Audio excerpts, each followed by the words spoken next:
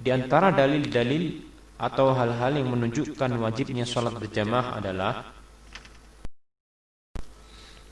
pertama, Allah Subhanahu wa taala memerintahkan untuk didirikannya sholat khauf, yaitu sholat tatkala dalam keadaan perang.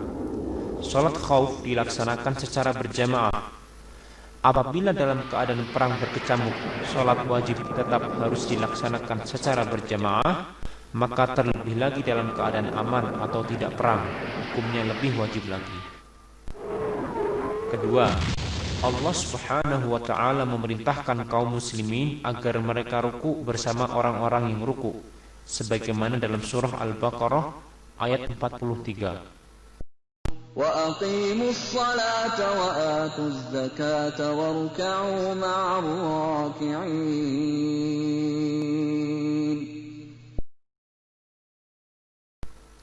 Kebanyakan para ulama mereka mengambil hukum dengan ayat ini tentang wajibnya sholat berjamaah. Hal ini dijelaskan dalam tafsir Ibnu Katsir. Ketiga, ancaman Rasulullah sallallahu alaihi wasallam bagi laki-laki yang tidak menghadiri sholat berjamaah, yaitu Rasulullah sallallahu alaihi wasallam akan membakar rumah-rumah mereka. Di samping itu, Rasulullah sallallahu alaihi wasallam juga tidak memberikan keringanan bagi seorang yang buta yang ia mendengar panggilan azan untuk tidak menghadiri sholat jamaah, padahal ia seorang yang buta dan tidak memiliki penuntun yang membimbingnya ke masjid. Hal ini semua menunjukkan tentang wajibnya sholat berjamaah bagi laki-laki. Adapun wanita, maka rumah-rumah mereka jauh lebih baik dari masjid. Mereka diperbolehkan mendatangi sholat jamaah dengan syarat mereka menutup aurat dan tidak memakai wangi-wangian. Suami-suami mereka tidak boleh melarang mereka mendatangi masjid jika mereka telah memenuhi syarat tersebut.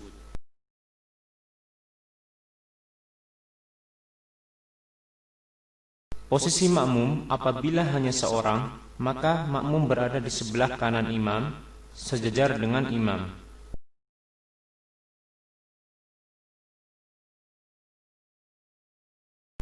Adapun jika makmum dua orang atau lebih, maka berdiri di belakang imam.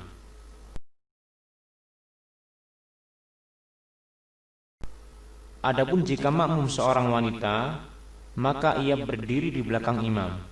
Sebagaimana sebuah hadis dari Anas bin Malik bahwasanya Rasulullah sallallahu alaihi wasallam pernah salat mengimami Anas dan ibunya atau bibinya, maka Anas berkata, فأقامني عن يمينه وأقام المرأة خلفنا رواه مسلم.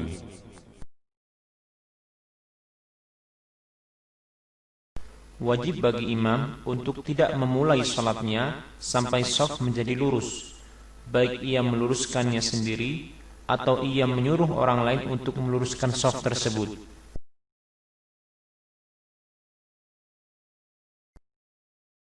سووا صفوفكم فإن تصفية الصفوف من تمام الصلاة. Lurusnya shaf yaitu dengan menempelkan bahu dan tumit sebagaimana dalam hadis berikut ini. قال أنس وكان أحدنا يلزق منكبه بمنكب صاحبه وقدمه بقدمه رواه البخاري.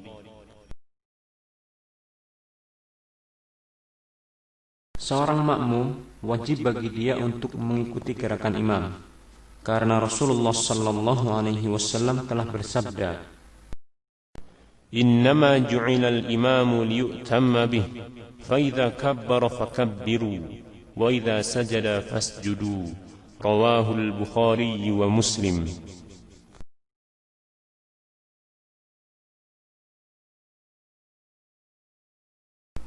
makmum yang masbuk atau terlambat, maka dia bertakbir kemudian langsung mengikuti gerakan imam.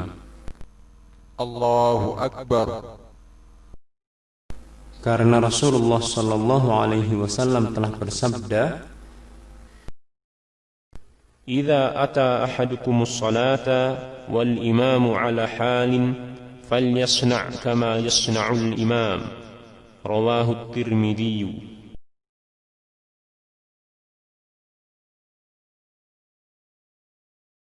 Jika imam batal, maka makmum yang berada di belakang imam langsung menggantikannya dan meneruskan salat tanpa harus mengulangi terlebih dahulu.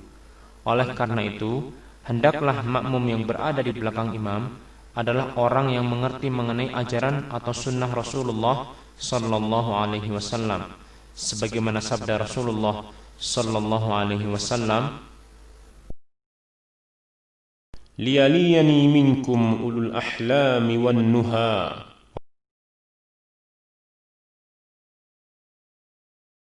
Jika imam batal, maka makmum yang berada di belakang imam langsung menggantikannya dan meneruskan salat tanpa harus mengulangi terlebih dahulu. Oleh karena itu, hendaklah makmum yang berada di belakang imam adalah orang yang mengerti mengenai ajaran atau sunnah Rasulullah sallallahu alaihi wasallam, sebagaimana sabda Rasulullah sallallahu alaihi wasallam, liyaliyani minkum ulul ahlami wan nuha. Rawahu Muslim.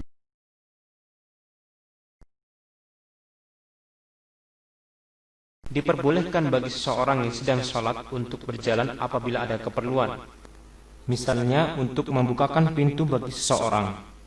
Hal ini sebagaimana yang pernah dilakukan oleh Rasulullah sallallahu alaihi wasallam, di mana beliau pernah membukakan pintu untuk Aisyah padahal beliau waktu itu sedang sholat.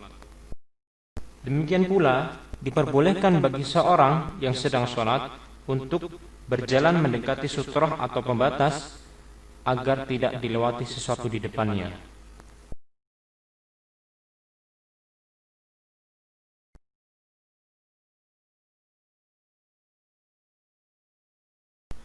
Nabi sallallahu alaihi wasallam pernah bersabda yang artinya, apabila salah seorang di antara kalian sholat menghadap sutrah, kemudian ada orang yang hendak melanggarnya, maka hendaklah dia cegah semampunya sebanyak 2 kali.